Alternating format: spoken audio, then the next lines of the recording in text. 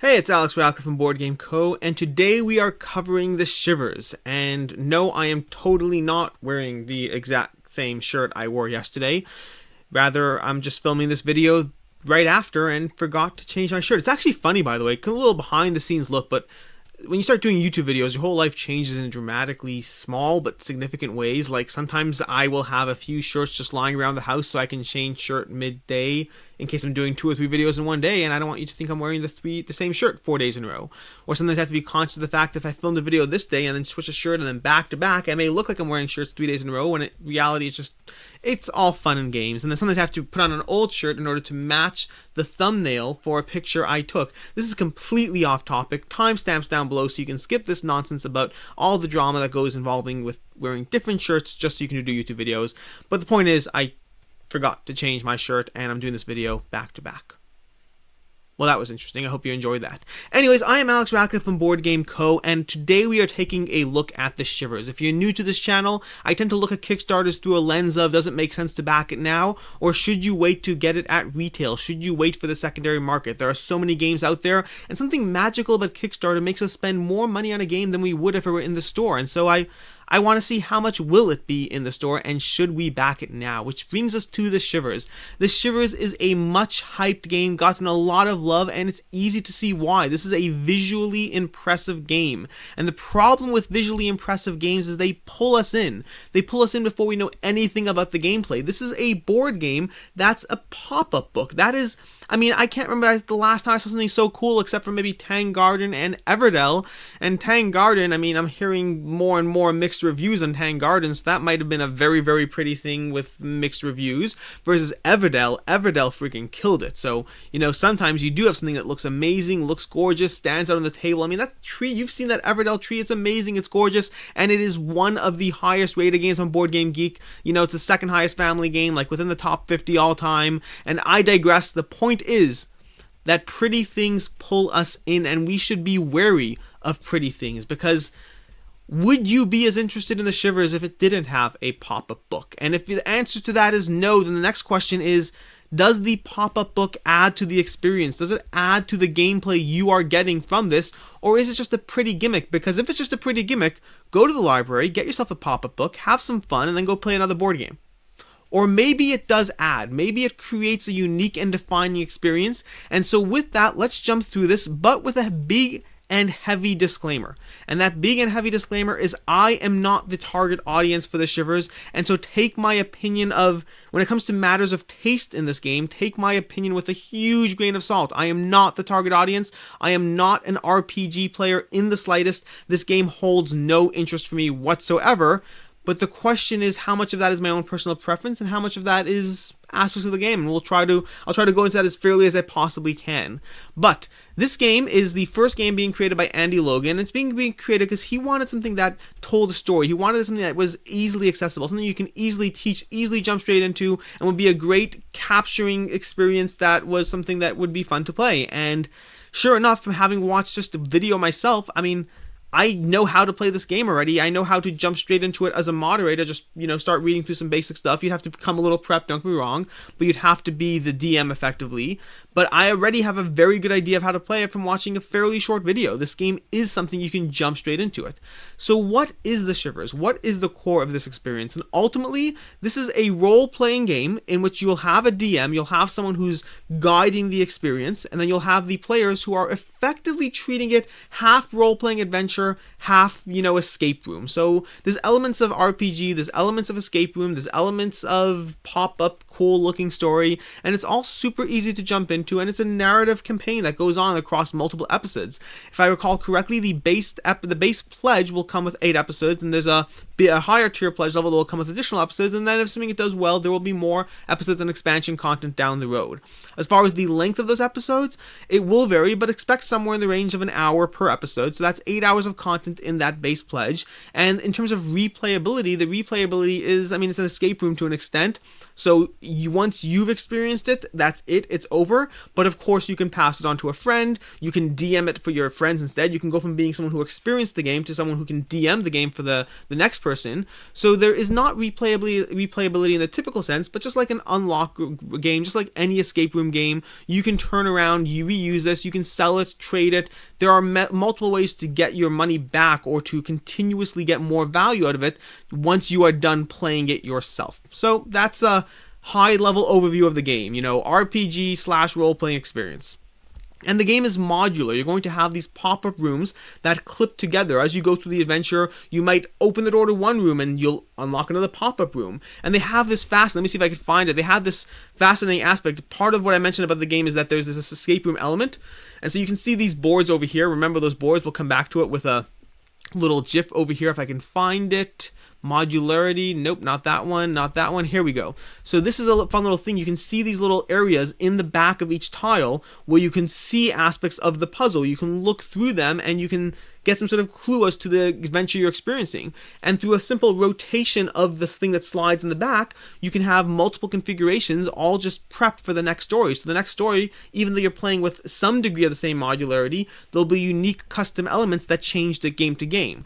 Now keep in mind that will diminish some aspect of the escape room part of it because you're going to know which parts of the experience you have to re-look at it, which parts changed game to game. And so if you're looking at this as a escape room puzzle where you have to figure out what part to look at, I mean, there still will be puzzles to solve, but the where to look will effectively be in your face because they are all slotting behind that, and that will go to how much of an escape room it is versus how much of an RPG experience it is. Now, I will say, if you do nothing else, if you walk away from anything, this, that, whatever, make sure to watch before you play's video. Let me see if I could find it over here somewhere. Before you play, great YouTube channel. You should subscribe, by the way. But before you play, had an excellent video that I highly recommend watching. Really did a great job of I think telling you whether this game is for you or not. They play for about 45 minutes, about 35 minutes of gameplay and 10 minutes of opinion and talking and whatnot, but it covers the game and they go through a trial scenario. No spoilers, this is a scenario created specifically for previews or whatnot, but it for me, it told me very clearly this game is not for me. But for you, I think it'll give you a good feel for the experience, a good feel for whether this game is the kind of thing that is for you or not. Because ultimately, like I said, this is an RPG experience. This is an experience where you have a moderator guiding the players throughout the game. Now, for me, I don't like that. I don't like games, personally speaking, in which someone has to, talk back and forth, and you try this, and you do this, and you roll a modifier. I don't like that. But D&D and many, RPG experiences are very, very incredibly popular. So the question is not whether it's for me, but the question is it for you? Are you someone who's intrigued by that? Or have you always been intrigued by D&D RPG experiences and you've never actually bitten that bullet? This might be a good gateway experience to get your foot in that door. If you like escape rooms and are intrigued by RPGs, this might be an experience for you that is worth trying out. Which brings us to the pledge levels. What do you get for those pledge levels? What is going on here? Should you back it? Should you not? Well, let's start with the pledge levels and come back to the should you back it. Pledge levels are pretty simple. They have a $60, well, let's start with the pledge measure. They have a $1 to access to pledge, I can't talk. They have a $1 pledge in order to get access to the pledge manager. So you'll be able to do that, or as well as if you're a retailer, you can also back the $1 pledge. They will have a $65 pledge to get access to the core game, and they'll have a $95 pledge to get access to the deluxe game. As far as what's included in that core game and deluxe game, here is the core game. You're going to have the $65, $10 off MSRP, so this is a $75 MSRP with shipping coming in at $10 to $15. Remember that for the should you back it part of this video. In terms of what do you get 6 interlocking pop-up rooms. You get the private library, the cluttered kitchen, a bunch of very cool looking rooms. I mean, these do look fun, just again, you have to decide how much you think it adds to the experience versus how much of it is a gimmick. So, and I don't mean that when I say how much of it is a gimmick, I mean genuinely. I don't know the answer to that. I haven't played this, and I can't say how much of this could be solved by just having art versus specifically pop-up rooms really lend itself to the experience. In terms of 6 playable characters, so character sendies, character dashboards, creatures. You'll be encountering creatures throughout this experience. These 3 creatures you can see in that video I mentioned, and the rest are secret for now. They have a custom game guide, the 8 episode guides, the instruction manual, dry erase marker, and magnifying glass. And I personally hate magnifying glasses in games. I find that I'd rather just look at it closely, but then again, everyone has different levels of eyesight, and it might be really helpful. I don't know. From there, we have the $95 pledge. And the $95 pledge comes with everything you saw above, plus additional rooms, additional scenarios, 6 additional stories, more creature standees, more playable characters, more Shiver character dashboards, an extra dry erase marker, and an extra magnifying glass, which, I mean, okay, I guess they wanted to justify the deluxe pledge somehow, so if those were essential, maybe you should have had them, and if they're not, they're just genuinely extra. Either way. So, that covers the pledge levels. That covers a pretty decent overview of the game and the experience you are getting here. Should you back it? Should you not? And I have a hard time saying you should back it. I'm sorry. I have a very hard time saying that you should back this because nothing in here is currently exclusive as far as I can see. Nothing is exclusive. In terms of the price is $65, which is $10 off the MSRP. The MSRP plus shipping, once you factor in the $10 to $15 shipping for the US, and that's on the cheaper side, you're paying more than MSRP. This is a game you'll be able to buy for $50, maybe $55 at your local online store with free shipping after the fact. And they kind of address this in the FAQ, which is, we'll get to that in a second. In the FAQ, they talk about why back it now, and they say, well, sharing the vision, which is great. If you want to share the vision, great. Personally, I'm a big believer in the fact that if you want someone to back your project, you should make it beneficial and not just rely on goodwill. But either way, in terms of number 2, Kickstarter exclusives, that after this first edition goes out, the exclusives won't be available in future versions. Number 3 is early access. You'll be getting your game early, which if it's a value to you, by all means. Discounts. They're offering $10 off the MSRP. Retailers won't be able to sell for below that price. So a minute ago when I said that you'll be able to get it for Miniature Market for $55, you may not actually be able to. It depends if they have price fixing it. It may be $65 is the actual floor, in which case you're still paying more now, but not necessarily as much more. Sorry. So between price, between the availability, it is a hard sell as to whether you should back this game now. If you really want it early, if you're FOMO about whether or not it's going to hit retail or when it will hit retail, you can go ahead and back it by all means. In terms of the value aspect, they're really not offering a huge incentive for you to back this Kickstarter now. This Kickstarter is cool, don't get me wrong, looks super cool. In terms of whether it's an experience for you, you will have to make that judgment for yourself. Like I said, I highly recommend watching before you play. Subscribe to their channel. I highly recommend watching before you play and their video on this game. I thought it did a great job. Manvers Meeple had a good overview video, but if you really, really want to get a great feel for how to play this game that is super easy to follow, you can do whatever you want in the background and watch it. Before you play's video is great. It really will give you that experience and give you a good feeling as to whether that game is for you. There definitely are elements of escape room going on in this game. For me, I felt the escape room elements were a little weaker and I'd rather just play an escape room game. There are elements of storytelling in this game, of back and forth, of figuring things out, and narrative, and the combination of the various genres, I think, probably work well together for someone who's looking for that. For myself, I'm not really looking for that. For myself, I kind of like escape room games, and I don't like RPGs, and I'd rather just play an escape room game. But that ultimately is up to you. I mean, look at this stuff. This stuff is cool looking. It looks like a cool game. The pop-up thing really pulls you in. I just don't know yet. And from watching the playthrough, from watching the overview, I mean, they have these elements of like a hidden little door where you can see that little banana in there, and it does seem cool. But that's a one-time thing. Each episode, as you go through each episode, what's hidden behind will change, but the fact that something is hidden there won't. So it's not going to, the experience of newness that you will get from this game is likely limited to one feeling of newness per room you get. And that's a pretty big price to pay. For what might just be a gimmick. It's $65 for 8 rooms or whatever it is. You're paying like $8 a room for whatever level of mystery comes in each room. That might be worth it. People have paid far more for far worse things. In terms of myself, I am worried that even if this were a genre that appeals to me, I am worried that it's a little bit this side of gimmicky. Cool, don't get me wrong, great coffee table piece. Might be something that pulls people into the experience. It might be something that you can actually convince people to, hey, look at this cool thing, and hey, you want to play a game? Let's quickly go through this. And it does have that aspect of gameplay where you can jump straight in. You can teach it pretty darn quickly and jump straight into a scenario. So this might be a great gateway game. But I don't think the experience it is delivering is more than that.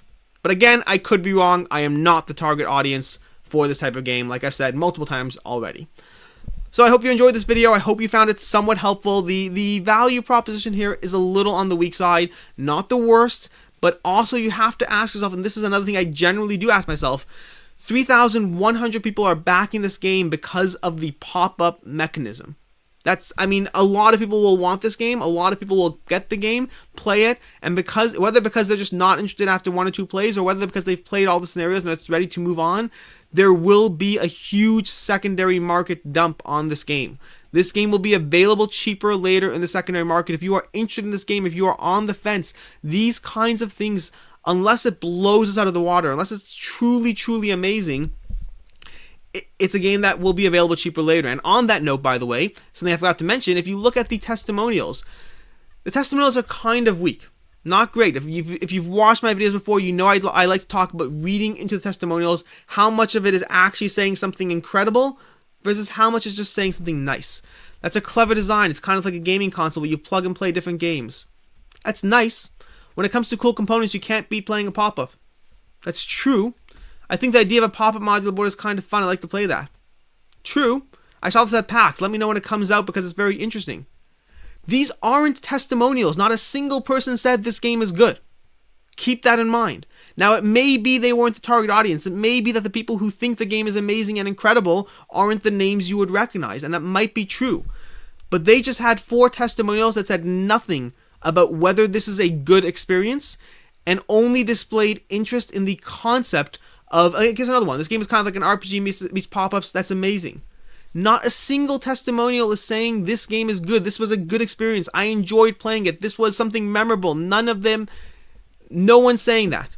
They're all saying it's cool, it's innovative, it's interesting. That's true. But I knew that. I didn't need a testimonial for that. What I needed a testimonial for was to tell me that this is an experience worth having, and none of the testimonials said that. As always, this could just be me being paranoid and reading into the fact that people didn't specifically say this game is awesome. But this is a lot of money to gamble on a bunch of testimonials that says something you know already. As always, I am Alex Radcliffe. I hope you enjoyed this video. I hope it was helpful. I so often these days I'm telling you to back things that it's always, I guess, a little bit nice to say something shouldn't be backed. I mean, I feel bad whenever I do, but it is what it is. As always, I am Alex. Subscribe down below. Comment, are you backing this? Are you not? Why or why not? Do you agree with me? Do you not agree? Do you agree with me, but you're kind of want it anyway because it's a cool pop-up and you want in? I don't know. I don't care. You do you. Have fun. Until next time, have a good one.